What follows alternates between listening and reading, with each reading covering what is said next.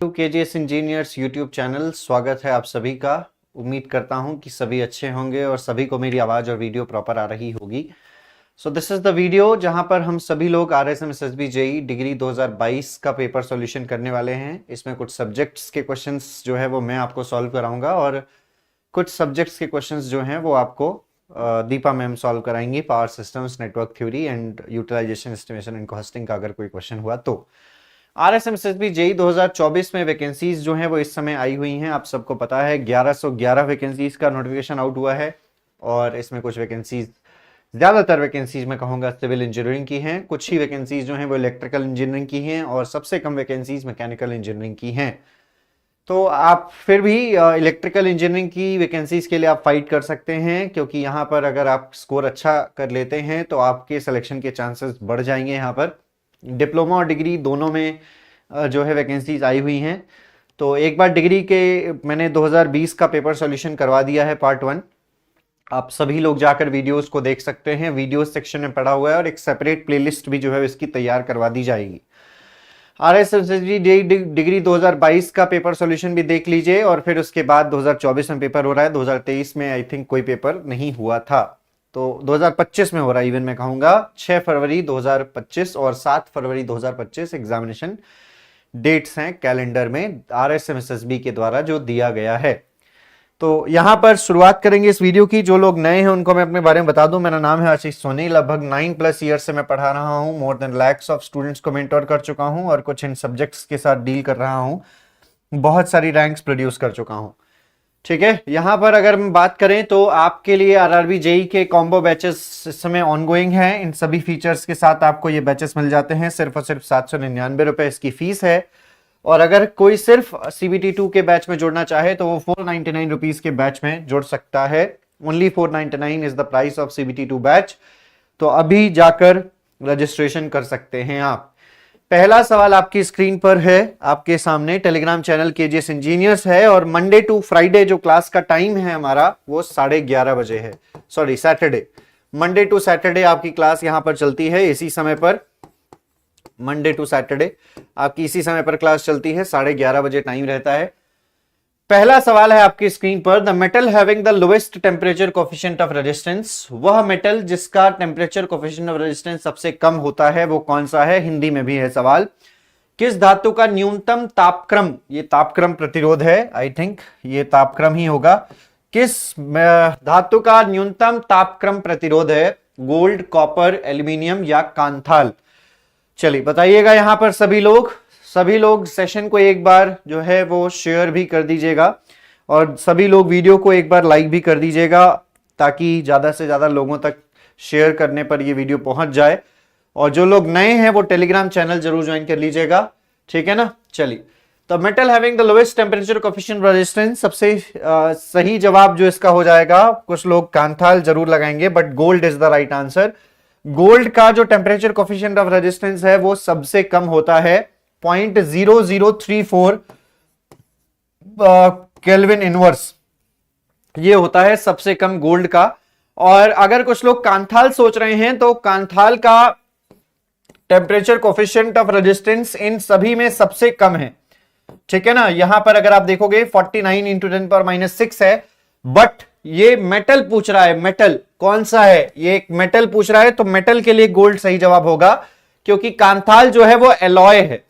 कांथाल क्या है आपका? एलॉय है, इसीलिए जो मेटल के लिए सही जवाब हो जाएगा वो आंसर ए हो जाएगा। जिसने भी आंसर ए दिया है उसका सही जवाब होगा। आगे बढ़ते हैं अगले सवाल की तरफ। एक 40 kVA का ट्रांसफार्मर है जिसके कोर लॉसेस 400 वाट है और फुल लोड कॉपर लॉसेस 800 वाट है। Proportion of the full load at maximum efficiency कितना होगा? Proportion of the full load at maximum efficiency, बताइएगा क्या आंसर हो जाएगा इसका सभी लोग। और सेशन को एक बार जरूर से शेयर भी कर देंगे और सेशन को एक बार सभी लोग लाइक भी कर देंगे। एक 40 kVA का transformer, core loss 400 watt, full load copper losses 800 watt. Proportion of the full load, efficiency जो हो जाएगी, उसने पूछा है कि मैक्सिमम एफिशिएंसी के लिए कितने प्रपोर्शन पर है, तो एस एट थीटा मैक्स जो है वो एस एट जे का कितना परसेंटेज है वो ये पूछना चाह रहा है। तो यहां पर आपको पता है फॉर्मूला होता है iron losses divided by copper losses square root के अंदर।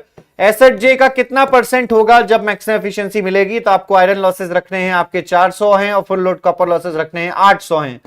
तो यहां से 1/2 हो जाएगा, square root of 1/2 0.07 1 upon square root of 2.707 होता है।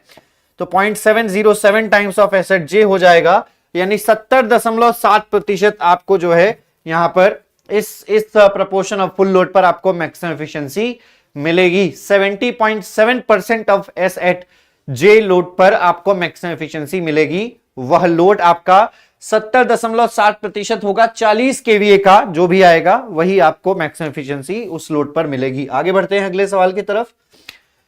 एसी रोटेटिंग मशीन्स में generated EMF, AC rotating machines में जनरेटिंग ईएमएफ क्या वर्किंग फ्लक्स के फेज में होता है?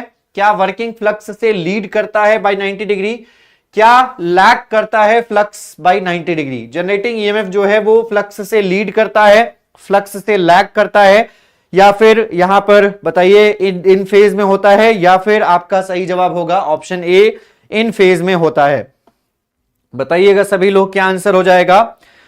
एसी रोटेटिंग मशीन्स में generated EMF, AC rotating machines में जनरेटेड ईएमएफ एक फेज में होता है वर्किंग फ्लक्स के साथ, लीड करता है फ्लक्स के साथ बाय 90 डिग्री, लैग करता है flux. Okay, so the question is in current source inverter if frequency of the output voltage is f hertz then the frequency of voltage input to the current source inverter is। ये current source inverter में आपकी पूछा गया है कि voltage input की frequency क्या होगी अगर आउटपुट वोल्टेज की फ्रीक्वेंसी f हर्ट्ज है। तो पावर इलेक्ट्रॉनिक्स का एक अच्छा खासा वेटेज है आपका इस एग्जामिनेशन में, मैं आप सब लोगों को ये बता देना चाहता हूं, ठीक है। तो आप RSMSB JEE डिग्री की प्रिपरेशन कर रहे हैं तो इस बात का ध्यान रखिएगा कि पावर इलेक्ट्रॉनिक्स सब्जेक्ट और analog and digital communication subject, analog electronics subject, control systems, इन सभी सब्जेक्ट्स को आप छोड़कर नहीं जा सकते, ठीक है ना। अच्छे से पढ़ना पड़ेगा इन सब्जेक्ट्स को। सही जवाब इसका हो जाएगा 2f, ट्वाइस ऑफ f यहां पर फ्रीक्वेंसी हो जाएगी। करंट सोर्स इन्वर्टर का डायग्राम अगर आप सभी लोग नहीं जानते हैं तो लेट मी ड्रॉ यू। तो यहां पर आपका ये हो जाएगा, एक इंडक्टर लग जाता है LS यहां पर, इस प्रकार से आपके थायरिस्टर्स लग जाते हैं, यहां पर आपका लोड लगा होता है, ठीक है। और इस तरीके से आपका, ठीक, और यहां पर आपका एक और थायरिस्टर होता है इस प्रकार से। तो ये आपका एक करंट सोर्स इन्वर्टर का डायग्राम है। ओके, तो ये इंडक्टर हो जाता है LS। तो यहां पर एक करंट सोर्स इन्वर्टर में पूछा गया था कि आउटपुट वोल्टेज की फ्रीक्वेंसी अगर f हर्ट्ज है तो फ्रीक्वेंसी वोल्टेज इनपुट का क्या होगा? तो ट्वाइस ऑफ f हर्ट्ज होगा। ओके, चलिए आगे बढ़ते हैं अगले सवाल की तरफ। Next question, the most economic load on an overhead line, सबसे ज्यादा इकोनॉमिक लोड जो है ओवरहेड लाइन में क्या होगा? नेचुरल लोड से ज्यादा, नेचुरल लोड से कम, नेचुरल लोड के बराबर, या नन ऑफ दीज। तो इसका सही जवाब क्या हो जाएगा? सभी लोग आंसर कीजिएगा भाई, इसका सही जवाब क्या हो जाएगा? सभी लोग आंसर कीजिएगा। कहा है कि आपका most economical load overhead transmission line में क्या होगा? Most economical load overhead transmission line में जो होता है वो आप सब लोगों को बता दूं मैं, ग्रेटर देन नेचुरल लोड होता है। नेचुरल लोड से ज्यादा लोड जो है वो ज्यादा लोड जो है वो मोस्ट इकोनॉमिकल लोड की श्रेणी में आता है, ठीक। चलिए, बहुत सारे लोगों का इससे पहले जो सवाल था करंट सोर्स इन्वर्टर वाला, उसमें सवाल था कि इंडक्टर का जो फंक्शन है वो क्या होता है। तो इंडक्टर का जो फंक्शन है, क्योंकि देखो करंट सोर्स इन्वर्टर में आउटपुट करंट जो होती है वो कांस्टेंट होती है, ठीक है ना, कांस्टेंट होती है ये आउटपुट करंट। और इंडक्टर का फंक्शन होता है to minimise the ripple, ripple को कम करना जो है इसका मेन फंक्शन होता है। तो इस चीज का ध्यान रखिएगा। और फिलहाल इसका सही जवाब मोस्ट इकोनॉमिकल लोड का हो जाएगा greater than the natural load. Okay, चलिए आगे बढ़ते हैं अगले सवाल की तरफ। ये जो SFG दिख रहा है इसमें आपको डिटर्मिनेंट डेल्टा निकालना है। डिटर्मिनेंट डेल्टा होता है 1 माइनस इंडिविजुअल लूप्स की संख्या, जो भी इंडिविजुअल लूप्स हैं उनकी संख्या नहीं, माफी चाहेंगे, इंडिविजुअल लूप्स का गेन ही लिखना है आपको। फिर उसके बाद आपको यहां पर दो नॉन टचिंग लूप पेयर का product of two non touching loop pair gain, product of two non touching loop pair gain, उनकी इनका प्रोडक्ट करना है। फिर उसके बाद minus product of 3 non touching loop pair gains. तो यहां पर अगर आप देखोगे तो एक लूप आपका ये हो गया, एक लूप आपका ये हो गया, एक लूप आपका ये हो गया। तो 1 माइनस में सबसे पहले आप लिखेंगे BC, फिर माइनस में लिखेंगे FG, तो ये हो गया। फिर उसके बाद अगर आप देखेंगे तो यहां पर 1 माइनस में BC माइनस में FG, अब यही दोनों लूप आपस में टच नहीं कर रहे हैं। अगर आप देखोगे तो यही दोनों लूप आपस में टच भी नहीं कर रहे हैं, तो ये हो जाएगा प्लस में BCFG, BCFG हो जाएगा आपका प्लस में, क्योंकि प्लस है और product of two non touching loop pairs हैं, तो ये आपका BCFG आपका गेन हो गया। अब आपके इसके अलावा एक और गेन, एक और लूप है इसमें, वो भी देखना होगा वो कौन सा लूप है।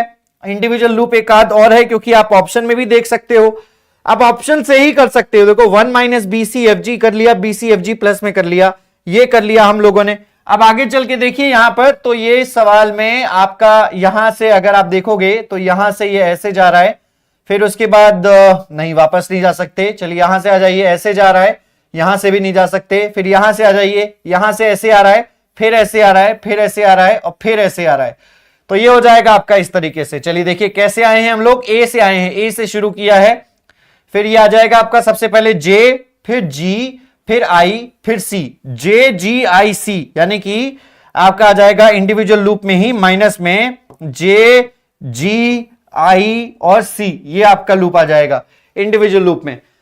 तो 1 minus BC minus FG minus JGIC and plus BCFG, तो इसका सही जवाब जो है वो ऑप्शन बी हो जाने वाला है। इसका ऑप्शन क्या हो जाने वाला है? बी हो जाने वाला है। जिसने भी बी दिया है उसका सही जवाब होगा। चलिए आगे बढ़ते हैं अगले सवाल की तरफ। Next, comment on the stability of a control system whose characteristic equation is given by s to the power 5 plus 2s to the power 4 plus 24s cube plus 48s square plus 25s minus 50 is equals to 0। तो ये unstable होगा, stable होगा, marginally stable होगा, insufficient data है। ये question आपको करना है। चलिए फटाफट से कीजिए, क्या आंसर आ जाएगा इसका। चलिए, तो जो लोग भी इस वीडियो को बाद में देख रहे हैं वो वीडियो को स्टॉप करके जरूर देखिएगा। आइए हम यहां पर पूरा इसको सॉल्व करते हैं राउथ-हर्विट्ज क्राइटेरिया का इस्तेमाल करके। सबसे पहले आपका आ जाएगा s टू द पावर 5, फिर s टू द पावर 4, फिर s टू द क्यूब, फिर s to the power 2, s to the power 1, s to the power 0, ये आ जाएगा। अब ऊपर की दो रोज में आपको इनके सारे कांस्टेंट लिखने हैं, 1 2 24 48। तो ये हो जाएगा आपका 1 2 24 48, 1 2 24 48, 25 और 50 माइनस 50, 25 एंड माइनस 50, ये लिखना है आपको, ठीक है। चलिए आगे अब देख लेते हैं एक बार। s की पावर 4 से इवन वाले सारे इधर आ जाएंगे, इवन वाले 248 और माइनस 50, 248 एंड माइनस 50 सही है ये। चलिए तो यहां से 48 माइनस 48 शून्य हो जाएगा, 50 और प्लस 50, देखो यहां से आएगा 50, माइनस में माइनस 50 होगा, प्लस 50 डिवाइडेड बाई 2, तो 50 माइनस में 50 डिवाइडेड बाई 2, ये हो जाएगा 100 डिवाइडेड बाई 2 हो जाएगा 50। फिर उसके बाद ये 0 आ जाएगा यहां पर। अब ये देखिए ये 0 हो रहा है, तो 0 हो रहा है तो इसको काट कर यहां पर एक कांस्टेंट लिखते हैं एप्सिलॉन। अब एप्सिलॉन जो है वो टेंड्स टू 0 होता है, एप्सिलॉन टेंड्स टू 0, ये ध्यान रखिएगा पहली कंडीशन। अब उसके बाद यहां से अगले जो टर्म है उसको एप्सिलॉन के टर्म्स में लिखते हैं 48 एप्सिलॉन माइनस में 100, क्योंकि 50 इंटू 200 हो जाएगा, माइनस में 100 डिवाइडेड बाई एप्सिलॉन। और फिर यहां से आप देखोगे तो इसका गुणा इसमें करोगे तो माइनस में 50 एप्सिलॉन आएगा, और यहां से आपका 0 डिवाइडेड बाई एप्सिलॉन हो जाएगा, तो माइनस में 50 आ जाएगा यहां पर। फिर उसके बाद अगर आप देखेंगे इसका गुणा 50 में करेंगे, फिर माइनस में 50 एप्सिलॉन करेंगे, प्लस में 50 एप्सिलॉन हो जाएगा, तो 48 एप्सिलॉन माइनस में 100 डिवाइडेड बाई एप्सिलॉन, इसका गुणा कर रहा है हमने 50 में, और फिर उसके बाद प्लस में 50 एप्सिलॉन अलग से, और फिर डिवाइडेड बाई ये पूरा का पूरा टर्म 48 एप्सिलॉन माइनस में 100 डिवाइडेड बाई एप्सिलॉन, और इसका गुणा 0 में करेंगे, फिर इधर भी 0 इसका गुणा, तो इसके नीचे जो है वो 0 आ जाएगा। चलिए फिर आगे चल के इसका गुणा इसमें, और फिर इसका गुणा 0 में इसमें, फिर डिवाइडेड बाई इसी से, तो माइनस 50 आएगा, अगला माइनस 50 आ जाएगा। तो कुल मिलाकर हमें यह देखने को मिल रहा है कि यहां पर एप्सिलॉन टेंड्स टू 0, अब इसमें एप्सिलॉन टेंड्स इसकी वैल्यू निकालेंगे, एप्सिलॉन टेंड्स टू 0 रखेंगे, यहां पर एक सर्टेन वैल्यू आएगी, एप्सिलॉन टेंड्स टू 0 करोगे तो ये इंफिनिटी आ जाएगा, है ना। एप्सिलॉन ये 0 हो गया, माइनस में 100 बाई इंफिनिटी, माइनस में इंफिनिटी आ जाएगा, मतलब ये बीच में एक साइन जो है वो नेगेटिव आएगा। इसका मतलब जो है वो आपका सिस्टम कैसा हो जाएगा, अनस्टेबल हो जाएगा। कैसा सिस्टम हो जाएगा ये? अनस्टेबल हो जाएगा। कोई भी इसको सॉल्व करने की जरूरत है ही नहीं, आगे ही देख के ही समझ आ रहा है कि इसको सॉल्व करने की जरूरत नहीं है, क्योंकि माइनस इंफिनिटी में आएगा और माइनस इंफिनिटी जो है इसका मतलब सिस्टम कैसा होता है? अनस्टेबल होता है। चलिए आगे बात करेंगे नेक्स्ट क्वेश्चन की तरफ। अगला सवाल चलते हैं, सेकेंडरी ब्रेकडाउन किसमें होता है? सभी लोग आंसर कीजिएगा, सेकेंडरी ब्रेकडाउन किसमें होता है? पावर इलेक्ट्रॉनिक्स अगर किसी ने पढ़ा होगा तो उसको जो है ये पता होगा। पावर इलेक्ट्रॉनिक्स अगर किसी ने अच्छे से कवर किया है तो, क्योंकि मैंने वहां पर बताया है कि बीजेटी का जो नेगेटिव टेम्परेचर कोफिशिएंट होता है, बीजेटी का नेगेटिव टेम्परेचर कोफिशिएंट होता है, इस कारण से वहां पर आपके सेकेंडरी ब्रेकडाउन होने के चांसेस ज्यादा हो जाते हैं। BJT is having a negative temperature coefficient of resistance, so that secondary breakdown जो है वो आपका यहां पर बीजेटी में होता है। नेगेटिव रेजिस्टेंस कैरेक्टरिस्टिक्स का मतलब जो है वो करंट बढ़ने पर रेजिस्टेंस जो है वो घटेगा, करंट बढ़ने पर रेजिस्टेंस घटेगा, और इस कारण से इसमें सेकेंडरी ब्रेकडाउन होने के चांसेस ज्यादा होते हैं। बीजेटी इसका सही जवाब हो जाएगा। एक यूजेटी में नेगेटिव रेजिस्टेंस रीजन होता है, बट वो नेगेटिव रेजिस्टेंस रीजन कहां पर होता है? पीक पॉइंट से पहले होता है, पीक पॉइंट और वैली पॉइंट के बाद होता है, बीच में होता है, वैली पॉइंट के बाद होता है, या नन ऑफ द अबव? चलिए बताइएगा सभी लोग। आपका सवाल है कि यूजेटी में नेगेटिव रेजिस्टेंस रीजन एग्जिबिट करता है, तो कौन से रीजन में करता है? तो यूजेटी की कैरेक्टरिस्टिक्स अगर आपको याद हो यूनी जंक्शन ट्रांजिस्टर की, तो वहां नहीं याद है तो याद रख लीजिएगा, नहीं याद है तो याद रख लीजिएगा। यूजेटी में नेगेटिव रेजिस्टेंस रीजन जो है वो इस तरीके से राइज करेगा वोल्टेज और फिर इस तरीके से फॉल करेगा, और ये रीजन होगा जिसको कहा जाएगा पीक वोल्टेज, और इसको कहा जाएगा वैले वोल्टेज, इसको कहा जाएगा वैले वोल्टेज। तो नेगेटिव रेजिस्टेंस रीजन जो होता है वो पीक वोल्टेज और वैले वोल्टेज के बीच में होता है, between peak point and valley point. सही जवाब हो जाएगा इसका ऑप्शन बी। तो जिसने भी ऑप्शन बी दिया होगा उसका सही जवाब है। आगे बढ़िए नेक्स्ट क्वेश्चन की तरफ। नो लोड करंट ट्रांसफार्मर में लैग करता है अप्लाइड वोल्टेज से, कितने डिग्री से लैग करता है? 50 डिग्री से लैग करता है, 90 डिग्री से लैग करता है, 75 डिग्री से लैग करता है, 0 डिग्री से लैग करता है, या 110 डिग्री से लैग करता है? सभी लोग बताएंगे क्या आंसर हो जाएगा इसका? सभी लोग बताइएगा क्या आंसर हो जाएगा। बहुत ही इजी सा क्वेश्चन है, और कमेंट सेक्शन में भी सब लोग आंसर बताइएगा, कमेंट सेक्शन में भी आंसर बताइएगा सभी लोग।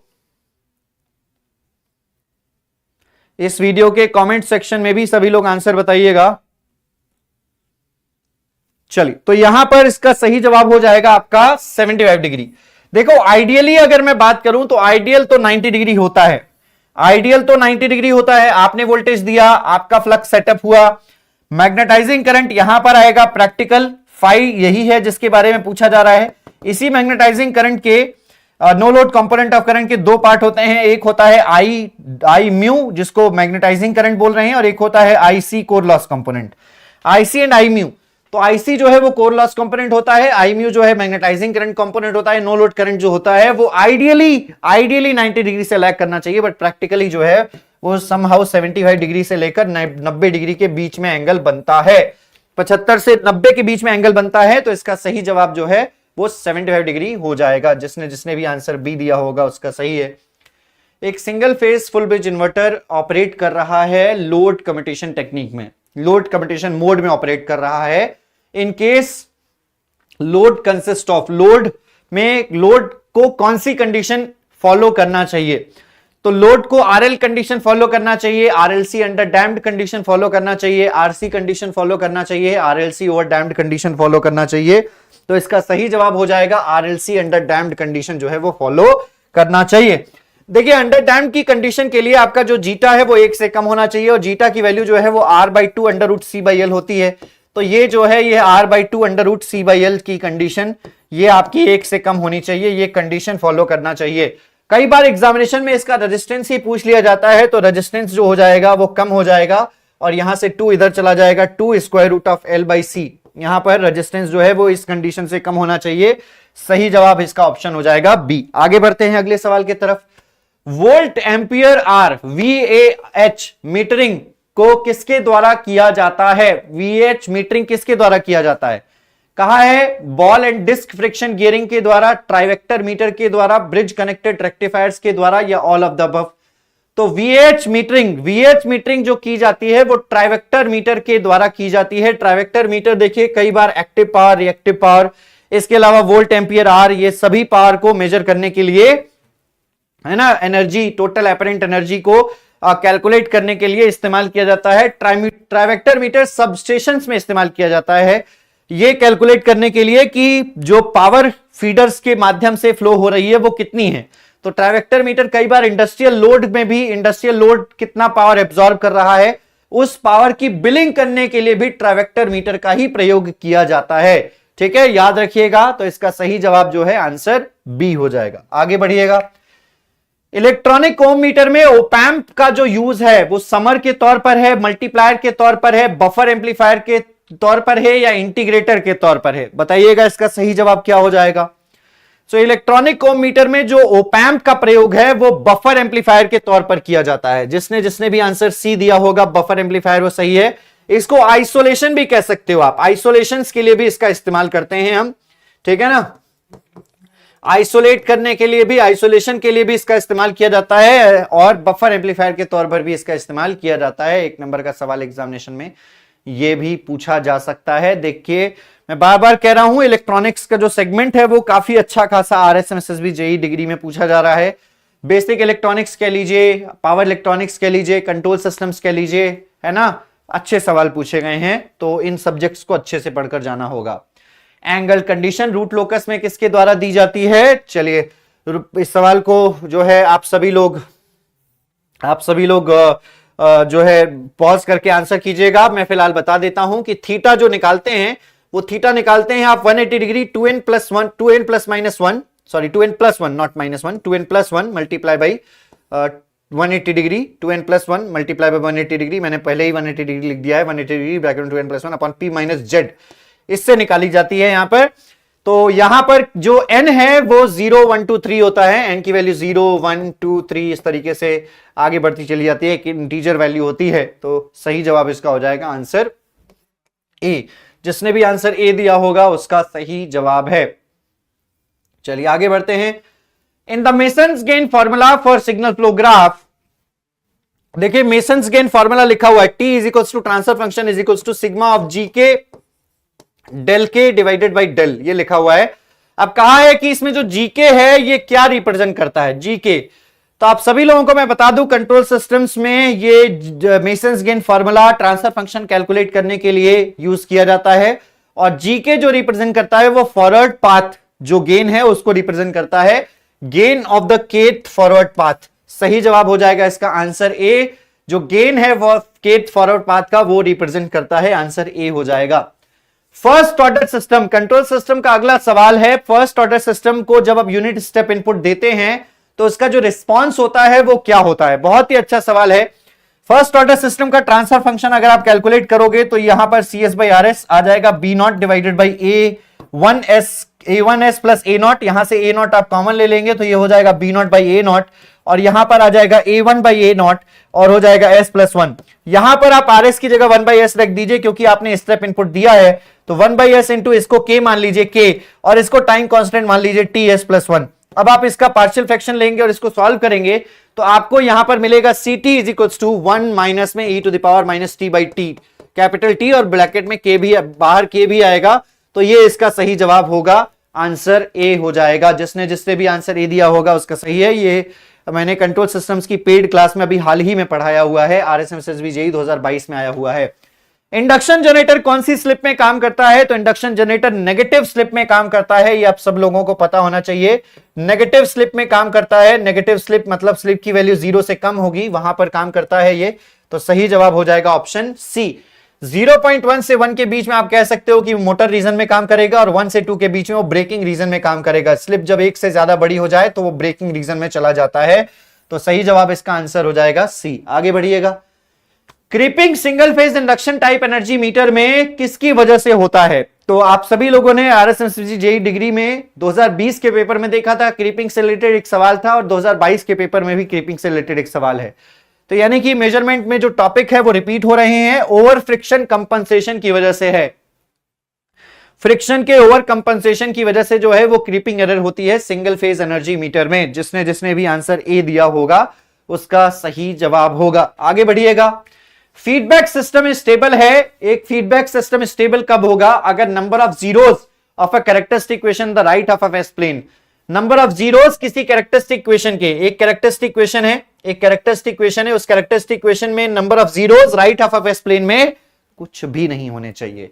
अगर स्टेबल करना है तो कोई भी स्टेबल के लिए number of zeros right of F S plane में नहीं होने चाहिए, तभी आपका जो है सिस्टम स्टेबल कहा जाएगा। जिसने भी आंसर बी दिया होगा उसका सही है। बोट प्लॉट किसके किसके बीच का ग्राफ है? तो बहुत ही अच्छा सवाल है। बोट प्लॉट किसके किसके बीच का ग्राफ है? तो भाई आप सब लोगों को पता होना चाहिए कि बोट प्लॉट में आप एक्स एक्सिस पर जो है वो लेते हैं फ्रीक्वेंसी, जो कंप्रेस करते हैं आप, तो फ्रीक्वेंसी जो होती है वो log omega axis, x axis जो होती है वो लॉग ओमेगा एक्सिस होती है, और जो वी वाई जो आपकी वाई एक्सिस होती है वो 20 log G J omega H J omega की एक्सिस होती है। 20 log G J omega H J omega की एक्सिस होती है, जिसको गेन की एक्सिस भी बोला जाता है। तो बोट प्लॉट तभी बनता है तो 20 log G J omega H J omega versus log omega के बीच में आपकी जो है आपका बोट प्लॉट बनता है। सही जवाब इसका हो जाएगा ऑप्शन ए। जिसने भी आंसर ए दिया होगा उसका सही है। आगे बढ़िएगा अगले सवाल की तरफ। कॉन्स्टेंटन में क्या क्या होता है? सिल्वर और टिन होता है, कॉपर और टंगस्टन होता है, टंगस्टन और सिल्वर होता है, कॉपर और निकेल होता है। सभी लोग आंसर करेंगे। कॉन्स्टेंटन में किसका किसका कॉम्बिनेशन है? कॉन्स्टेंटन जो है वो किसका किसका कॉम्बिनेशन है? तो कॉन्स्टेंटन जो है कॉम्बिनेशन है कॉपर एंड निकेल का। जिसने भी आंसर कॉपर एंड निकेल दिया होगा उसका सही जवाब है। बहुत ही अच्छा एक ये कह सकते हो निकेल कॉपर अलॉय है, जिसकी रेजिस्टिविटी काफी ज्यादा हाई होती है और मेनली थर्मोकपल्स में इस्तेमाल किया जाता है और इलेक्ट्रिकल रेजिस्टेंस हीटिंग में इस्तेमाल किया जाता है। कांस्टेंट रेजिस्टिविटी होती है वाइड रेंज में, और टेम्परेचर जो है वो वाइड रेंज का टेम्परेचर इससे मेजर कर सकते हैं, ठीक है ना, ओवर इस्तेमाल कर सकते हैं। और 60% निकल होता है और 40% जो है वो आपका कॉपर होता है। ये भी सवाल इसमें पूछा जाता है कितने परसेंट निकल और कितने परसेंट कॉपर है। तो 60% निकल है, 60% निकल है और 40% जो है वो आपका कॉपर है। ये याद रखिएगा, दोनों का कितना कितना परसेंटेज मिक्सचर होता है। High specific resistance, negligible temperature coefficient of resistance, easily ductile और एटमॉस्फेरिक कोरोजन के लिए हाईली रेजिस्टिव होता है ये, और इसको सोल्डर्ड आसानी से किया जा सकता है और मोल्डेड भी आसानी से किया जा सकता है। आगे बढ़िएगा। इसमें से कौन सा इनवर्स ट्रांसड्यूसर की तरह काम करेगा? बहुत ही आसान सवाल। तो ये पीजो इलेक्ट्रिक ट्रांसड्यूसर है, जो प्रेशर आप लगाओगे तो इलेक्ट्रिकल एनर्जी में कन्वर्जन देगा, और अगर आपने इलेक्ट्रिकल एनर्जी अप्लाई की तो प्रेशर में या फिर फोर्स में आप इसका कैलकुलेशन कर सकते हैं, मेजर कर सकते हैं। तो सही जवाब इसका ऑप्शन डी हो जाएगा। आगे बढ़ेंगे अगले सवाल की तरफ। Value of state transition matrix. State transition matrix आप जो होमोजीनियस स्टेट इक्वेशन है उसको लाप्लास ट्रांसफॉर्म मेथड के द्वारा सॉल्व कर सकते हैं, जो कि गिवन इस इक्वेशन के द्वारा गिवन है। उसमें आप एसटीएम कैसे निकालोगे? तो एसटीएम निकालने का एक तरीका है, आपको क्या करना है, आपको लाप्लास इनवर्स लेना है एसआई माइनस ए का इनवर्स, और लाप्लास इनवर्स जो भी एसआई माइनस ए का इनवर्स आएगा उसका लाप्लास इनवर्स निकालेंगे तो आपकी स्टेट ट्रांजिशन मैट्रिक्स आएगी, जिसको एसटीएम भी कई बार कहा जाता है। तो ऑप्शन ए इसका सही जवाब होगा। कंट्रोल सिस्टम के सबसे last chapter state transition matrix एक चैप्टर होता है जिसमें से यह सवाल पूछा गया है, सबसे लास्ट चैप्टर है, और कंट्रोल सिस्टम अच्छा खासा पूछा जा रहा है जैसा कि मैं देख पा रहा हूं। एक सवाल में गेन मार्जिन भी पूछा गया है कंट्रोल सिस्टम में, आगे चल के आएगा तो मैं आपको कराऊंगा। कहा है maximum current during slip test. Maximum current during a slip test on a synchronous machine the armature MMF aligns along. किस एक्सिस के अलोंग आर्मेचर एमएमएफ अलाइन करता है? देखिए एक्सडी जो होता है वो सबसे ज्यादा रिएक्टेंस आपका होता है, उसमें डी एक्सिस के अलोंग आर्मेचर एमएमएफ अलाइन होता है, और वहां पर आपको मैक्सिमम वोल्टेज और मिनिमम करंट मिलता है। मैक्सिमम वोल्टेज और मिनिमम करंट मिलता है क्योंकि वहां पर रिलक्टेंस सबसे कम होगा, वहां पर आपको फ्लक्स डेंसिटी सबसे ज्यादा मिलेगी और आपको मैक्सिमम वोल्टेज मिलेगा। क्यू एक्सिस के अलोंग जो वोल्टेज है वो आपको सबसे कम मिलेगा, और आपको करंट जो है आर्मेचर करंट उसके अलोंग जो है वो सबसे ज्यादा मिलेगी आपको, और वहां पर आपका जो एक्स क्यू है यानी कि क्वाड्रेचर एक्सिस रिएक्टेंस है वो कम होगा। तो उसने कहा है आर्मेचर में कहां पर अलाइन करेगा, मैक्सिमम करंट के लिए, मैक्सिमम करंट के लिए अलाइन करेगा क्यू एक्सेस पर। सही जवाब ऑप्शन बी हो जाएगा, जिसने भी बी दिया होगा उसका सही है। आगे बढ़ते हैं। परमानेंट मैग्नेट जो है वो किसके द्वारा टेस्ट किए जाते हैं, तो आप सभी लोगों को मैं बता दूं, परमानेंट मैग्नेट बैटरीज एपरेटस के द्वारा जो है वो टेस्ट किए जाते हैं। सही जवाब इसका ऑप्शन हो जाएगा D, batteries apparatus is the right answer. तो जिसने भी बैटरीज ऑपरेटस दिया होगा उसका सही है। आगे बढ़ते हैं अगले सवाल की तरफ। नेक्स्ट क्वेश्चन है, in an auto transformer of voltage ratio V1/V2 with V1 is greater than V2 the fraction of power transferred inductively is proportional to. चलिए बताइएगा यहां पर क्या आंसर हो जाएगा इसका। पावर ट्रांसफर्ड इंडक्टिवली, जो पावर ट्रांसफर्ड इंडक्टिवली है वो किसके प्रोपोर्शनल है, यह सवाल पूछा जा रहा है। फटाफट से बताएंगे। तो जो पावर ट्रांसफर्ड इंडक्टिवली है वो आपका हो जाएगा P1/P2 रेशियो है, P1/P2। P1 is the power transferred inductively और P2 जो है वो पावर ट्रांसफर्ड आपकी कंडक्टिवली हो जाएगी। सो V1 माइनस V2/V1 का रेशियो है, you can say that 1 minus V2/V1, 1 minus V2/V1 ऐसे भी कह सकते हो आप। तो इस तरीके से पावर ट्रांसफर्ड इंडक्टिवली जो है आंसर हो जाएगा सी, आंसर इसका सही जवाब हो जाने वाला है। तो जिसने भी सी दिया है उसका सही है। आगे बढ़िए नेक्स्ट क्वेश्चन की तरफ। ओके चलिए आगे बढ़िए अगले सवाल की तरफ। Single phase full bridge VSI has inductor L as a load for a constant source voltage, the current through the inductor is. जो इंडक्टर से करंट फ्लो करेगी, वोल्टेज देखिए क्या कह रहा है कि वोल्टेज वेवफॉर्म जो है इंडक्टर L एक लोड की तरह इस्तेमाल किया जा रहा है, कांस्टेंट सोर्स वोल्टेज है। मतलब आपका वोल्टेज अप्लाई जो कर रहे हो वो आपका स्टेप वेवफॉर्म है, आप ऐसे कह सकते हैं स्टेप वेवफॉर्म है, डीसी वेवफॉर्म है। तो उसने कहा है करंट, तो करंट अगर आप इंडक्टर में निकालते हैं तो 1/L integration of V dt इस तरीके से निकालते हैं, याद हो अगर तो। और वोल्टेज जो निकालते हैं वो निकालते हैं L di/dt इस तरीके से निकालते हैं, है ना।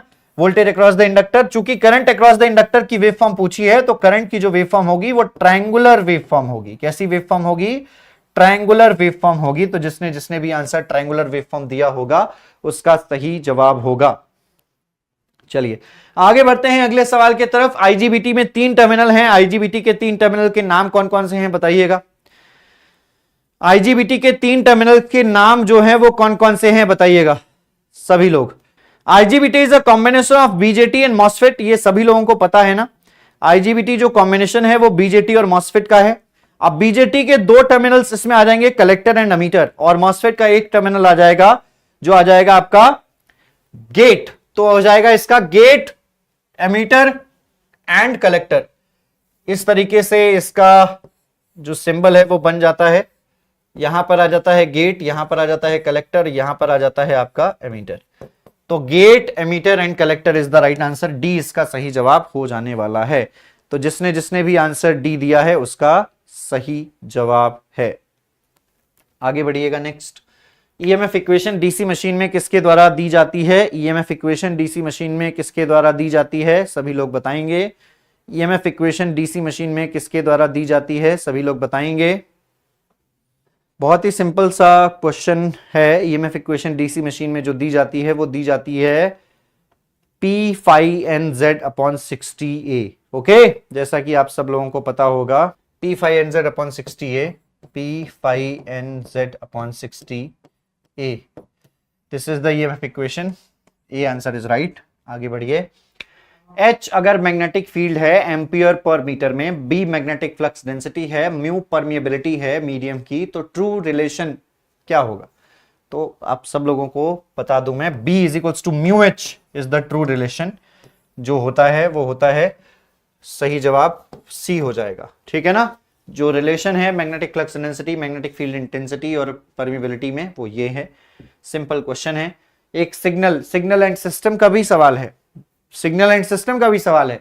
एक सिग्नल FT जो इसकी एनर्जी E है, उसकी एनर्जी क्या हो जाएगी अगर उसका टाइम, एक टाइम स्केलिंग प्रॉपर्टी होती है यहां पर, ठीक है ना। तो देखो F2t कर दिया है ना, टाइम को डबल कर दिया है, तो उसकी एनर्जी क्या हो जाएगी।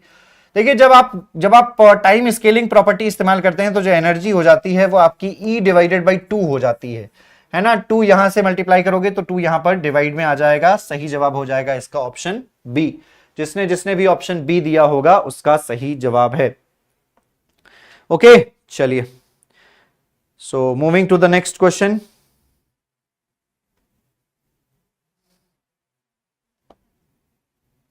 सिग्नल एंड सिस्टम भी सब्जेक्ट आपको पढ़ना पड़ेगा, मतलब बेसिक्स पढ़ना पड़ेगा, बहुत वास्ट सिग्नल एंड सिस्टम पढ़ने की आवश्यकता नहीं है, बहुत ज्यादा पढ़ने की आवश्यकता नहीं है, ठीक है ना। चलिए okay, moving to the next question. अगला सवाल, लाप्लास आपको निकालना है इसका। इस क्वेश्चन का लाप्लास, सॉरी इस सिग्नल का लाप्लास आपको निकालना है, Laplace of the pulse given below. देखो यहां पर अगर आप लिखोगे तो इसको लिखोगे ut माइनस टू माइनस में ut माइनस 4, ये लिखोगे आप, ठीक है। तो यहां से इसका लाप्लास ट्रांसफॉर्म निकालेंगे तो e to the power minus 2s by S आएगा, और इसका Laplace transform e to the power minus 4s by S आएगा। तो ये हो जाएगा e to the power minus 2s minus of e to the power minus 4s divided by s। सही जवाब इसका हो जाएगा ऑप्शन ए। तो जिसने जिसने भी ऑप्शन ए दिया होगा उसका सही जवाब है। आगे बढ़िएगा नेक्स्ट क्वेश्चन की तरफ। थायरिस्टर में जो होल्डिंग करंट है वो क्या होगी? लैचिंग करंट से कम होगी, लैचिंग करंट से ज्यादा होगी, लैचिंग करंट के बराबर होगी, या बहुत ही स्मॉल होगी? देखिए लैचिंग करंट और होल्डिंग करंट के बीच में रिलेशन होता है कि वो होल्डिंग करंट का 2.5 टाइम्स होती है अप्रोक्सीमेटली, लगभग 2 से 2.5 गुना, 3 गुना भी कई जगह दे देते हैं। तो लैचिंग करंट के बारे में पूछा, सॉरी होल्डिंग करंट के बारे में पूछा है, तो होल्डिंग करंट लैचिंग करंट से कम हो जाएगी, होल्डिंग करंट लैचिंग करंट से कम हो जाएगी। सही जवाब ऑप्शन बी हो जाएगा। आगे बढ़िए नेक्स्ट क्वेश्चन की तरफ। लीनियर टाइम इनवेरिएंट सिस्टम है, इनिशियली रेस्ट पर है, जब उसको यूनिट स्टेप इनपुट दिया जाता है तो वो response t to the power minus T देता है, t to the power minus T देता है। ट्रांसफर फंक्शन सिस्टम का क्या हो जाएगा? देखिए लाप्लास ट्रांसफॉर्म ऑफ yt अगर आप करोगे तो यहां से आपको इस रिस्पॉन्स का आउटपुट मिलेगा जो ys हो जाएगा, और ys हो जाएगा आपका 1/s+1 का होल स्क्वायर। बट उसने कहा है कि आप यूनिट स्टेप इनपुट देते हैं, तो ys बाई rs, मान लीजिए आप इनपुट rs दे रहे हैं, तो यहां से 1/s+1 का होल स्क्वायर तो ys है ही, और आप यूनिट स्टेप इनपुट दे रहे हैं तो 1/s rs यहां डिवाइड किया है तो यहां भी डिवाइड करना पड़ेगा, s ऊपर चला जाएगा, ये हो जाएगा s/s+1 का होल स्क्वायर। तो सही जवाब हो जाएगा इसका ऑप्शन बी, s/s+1 का होल स्क्वायर हो जाएगा ऑप्शन बी, जिसका आंसर है।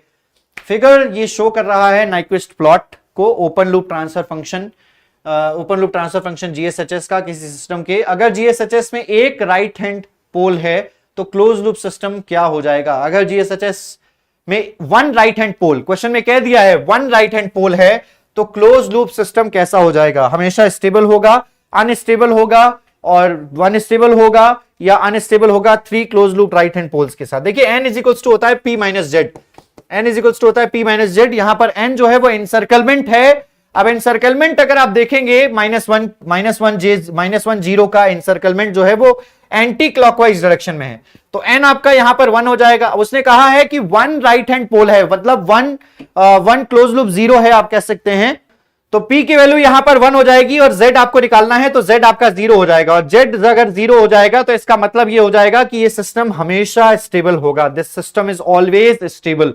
ओके, तो क्लोज लूप सिस्टम इस कंडीशन में आपका स्टेबल हो जाएगा। कंट्रोल सिस्टम का फ्रीक्वेंसी डोमेन एनालिसिस का बहुत ही अच्छा सवाल। आगे बढ़िए। ट्रांसफार्मर की फ्रीक्वेंसी चेंज की जा रही है 50 हर्ट्ज से 60 हर्ट्ज, रेशियो क्या हो जाएगा एडी करंट का? 50 हर्ट्ज से 60 हर्ट्ज टू 50 हर्ट्ज पूछा है। एडी करंट का रेशियो, एडी करंट लॉस का ratio 60 hertz to 50 hertz. Eddy current losses frequency के स्क्वायर पर निर्भर करते हैं, तो ऑब्वियस सी बात है कि 50 से 60 किया है अगर आपने, तो एडी करंट लॉसेस जो है Pe2 बाई Pe1, क्योंकि उसमें 60 का स्क्वायर कर लीजिए और 50 का स्क्वायर कर लीजिए, आप 60 का स्क्वायर डिवाइडेड बाई 50 का स्क्वायर कर लीजिए, तो ये हो जाएगा 36/25। 36/25। अब यहां से इसको देख लो। ओके, एक सेकेंड, उसने कांस्टेंट वोल्टेज भी किया है, कांस्टेंट वोल्टेज भी किया है, तो एक चीज ध्यान रखने वाली बात होगी यहां पर। चलिए, एडी करंट लॉसेस जो हैं वो बीएम स्क्वायर पर भी डिपेंड करते हैं, मैग्नेटिक फ्लक्स डेंसिटी स्क्वायर और एफ स्क्वायर। चूंकि कांस्टेंट वोल्टेज कह दिया ना, तो ध्यान रखने वाली बात ये होगी कि Pe2 बाई Pe1 ये V बाई एफ का स्क्वायर होता है, V square by F square और इंटू एफ स्क्वायर। अब यहां पर V2 F2 रख दीजिए। इसी प्रकार से V1 square by F1 square into F1 square हो जाएगा, कैंसिल आउट हो जाएगा फ्रीक्वेंसी। वोल्टेज कांस्टेंट है तो दोनों का जो रेशियो है वो 1 आएगा, 1 आएगा दोनों का रेशियो। तो सही जवाब हो जाएगा इसका ऑप्शन सी। जिसने जिसने भी ऑप्शन सी दिया होगा उसका सही जवाब है। एक अल्टरनेटर 300 किलोवाट का अल्टरनेटर है, ठीक है ना, ध्यान रखिएगा, और वो ड्रिवन है किसी प्राइम मूवर के द्वारा जिसका रेगुलेशन 4% का है, और दूसरा अल्टरनेटर 200 किलोवाट का है जो कि किसी प्राइम मूवर के द्वारा ड्रिवन है और उसका स्पीड रेगुलेशन 3% का है। स्पीड रेगुलेशन का मतलब यह है कि जब आप एक अल्टरनेटर पर लोड डालते हैं तो जो है उसकी फ्रीक्वेंसी ड्रॉप होती है, उसकी स्पीड ड्रॉप होती है। तो यहां पर वो कह रहा है कि स्पीड रेगुलेशन दूसरे का 3% है। जब पैरेलल में ऑपरेट करेंगे तो टोटल लोड बिना किसी अल्टरनेटर के ओवरलोड हुए कितना शेयर कर सकते हैं। तो देखिए यहां पर आप इसको स्पीड रेगुलेशन और डिवाइडेड बाई पावर के रेशियो से करिए, सिंपल आंसर आएगा आपका। देखिए 4% का स्पीड रेगुलेशन है। मान लीजिए कि एक अल्टरनेटर एक्स लोड शेयर कर रहा है, एक अल्टरनेटर ए है और एक अल्टरनेटर बी है जो वाई लोड शेयर कर रहा है, ठीक। तो अगर जो एक्स लोड शेयर कर रहा है उसका स्पीड रेगुलेशन 4% का है और उसका जो टोटल लोड है वो 300 किलोवाट का है, मतलब वो 300 किलोवाट का टोटल पावर दे सकता है। इसी प्रकार से अगला अल्टरनेटर 3% उसका स्पीड रेगुलेशन है और वो लोड शेयर कर रहा है वाई, और जो टोटल जो उसका रेटेड पावर है वो 200 है। तो यहां से आप कैलकुलेट करोगे तो ये कितना आ जाएगा, देखना पड़ेगा एक्स की वैल्यू कितनी आ जाएगी। तो एक्स की वैल्यू आ जाएगी आपकी 3 × 300 डिवाइडेड बाई 200, और यहां पर आ जाएगा डिनोमिनेटर में 4 भी, तो यहां से ये 2 0 से 2 0 कैंसिल हो जाएगा। ये हो जाएगा 9 और ये y भी है यहां पर, तो 9 टाइम्स ऑफ y बाई 8 हो जाएगा। आप कह सकते हैं कि 8x is equals to 9y, 8x is equals to 9y, ये आपका यहां पर आ जाने वाला है, ठीक है। अब वो कह रहा है कि दोनों को अगर आप बिना ओवरलोड किए अगर आप ड्राइव कर रहे हैं तो कितना टोटल लोड शेयर करेंगे, ये आपको निकालना है। यहां पर बताइएगा क्या आंसर हो जाएगा इसका। सभी लोग बताएंगे कि इसका क्या आंसर हो जाने वाला है। देखिए दो मशीन 2 है, दूसरी मशीन जो है वो कम पावर प्रोड्यूस कर रही है, 200 किलोवाट प्रोड्यूस कर रही है ना। तो उस कंडीशन में वो रेटेड कंडीशन में काम करेगी, है ना। मशीन 2 का जो प्रोड्यूस पावर है वो पहले वाले मशीन से कम है, तो रेटेड कंडीशन में अगर वो काम करे तो इस कंडीशन में मान लीजिए कि 8x is equals to 9 multiply by 2 हो जाएगा 200। अगर आप y की जगह 200 पूरा रेटेड लोड दे देते हैं उसको, तो यहां से आप देखेंगे तो 9 × 200 डिवाइडेड बाई 8 आ जाएगा, और इसको आप 4 से काटेंगे तो ये हो जाएगा आपका 25 × 2, 25 × 9, 25 × 9 हो जाएगा 225 किलोवाट। 225 किलोवाट जो है वो आपका पहला लोड शेयर करेगा, पहला जनरेटर शेयर करेगा 225 किलोवाट और दूसरा 200 पूरा रेटेड कर रहा है। तो टोटल लोड जो शेयर हो जाएगा वो हो जाएगा 225 प्लस 200, और ये हो जाएगा 425 किलोवाट। जो total load shared by the alternator, 2 alternators हो जाएगा वो 425 किलोवाट हो जाएगा। तो जिसने जिसने भी आंसर ए दिया होगा उसका सही जवाब है। उम्मीद करता हूं कि ये सवाल आपको समझ में आया होगा। कुछ और सवाल हैं, इसको डिस्कशन करेंगे नेक्स्ट पार्ट में। अगले पार्ट RSMSSB जेई का जरूर देखिएगा। उम्मीद करता हूं कि ये वीडियो आपको पसंद आया होगा और कुछ ना कुछ आपने सीखा जरूर होगा, और RSMSSB जेई डिग्री 2022 के पेपर सॉल्यूशन से आपको ये पता चला होगा कि आगे के सवाल किस तरीके के 2024 में बन सकते हैं, जिसका पेपर 2025 में है। इन सब्जेक्ट्स को मैं बार बार आपको बोल रहा हूं, इन सब्जेक्ट्स को ध्यान रखिए। ये सब्जेक्ट्स जो हैं वो आपके बहुत इंपॉर्टेंट हैं, जिससे ये क्वेश्चंस पूछे गए हैं।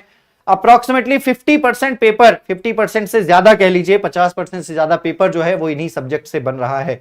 रिमेनिंग पावर सिस्टम्स, इसके अलावा नेटवर्क थ्योरी तो इंपॉर्टेंट है ही। मिलते हैं आपसे अगली वीडियो में, तब तक जाते जाते वीडियो को लाइक कर दीजिएगा, शेयर कर दीजिएगा, सब्सक्राइब कर लीजिएगा चैनल को जितने लोगों ने नहीं किया है। Bye bye, take care, see you soon and God bless you all. Thank you so much.